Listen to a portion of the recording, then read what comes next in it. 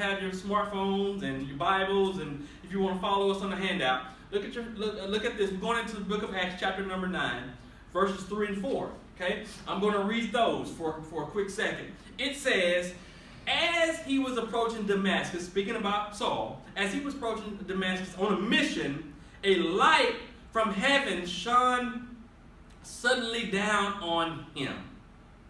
A light. Okay? He was on his way now. He was on his way to Damascus. And he was on his way to Damascus to do something crazy. And so now, here's Jesus approaching Saul. He says, verse number 4 says, he fell to the ground and heard a voice saying to him, Saul, Saul, why are you persecuting me? Jesus has now spoken to Saul about what he was doing. This was a man that was going to do something crazy. And within him getting ready to go and do something crazy, Jesus confronts him. Well, this happens often when a person is converted. Before you can be converted into something great, you had to be something crazy. Okay?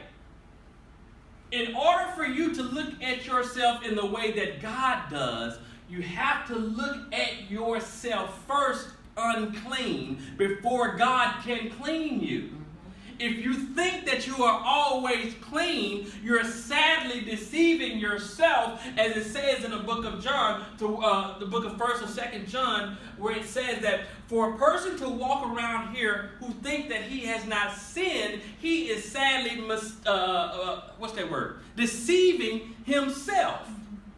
So, you got to understand that you were once crazy. Say crazy. Crazy. Y'all with me? We were once crazy, man. We were. Because if you don't have a relationship with Jesus Christ, you have done some crazy stuff. If you don't have a relationship with Jesus, man, you have done some stuff that was off the wall.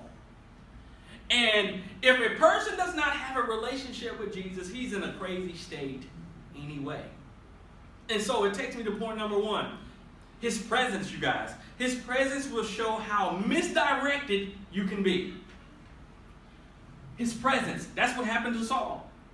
Jesus confronted him, and he was in the presence of Jesus Christ. He was in the presence of God. And his presence showed Saul what he was doing. That's why Jesus says, Saul, Saul, why are you persecuting me? Why are you persecuting me? Why are you doing what you're doing? Why are you doing this? And that is the million-dollar question to everyone that has not accepted the calling of Jesus Christ or the lifestyle that Jesus wants to give.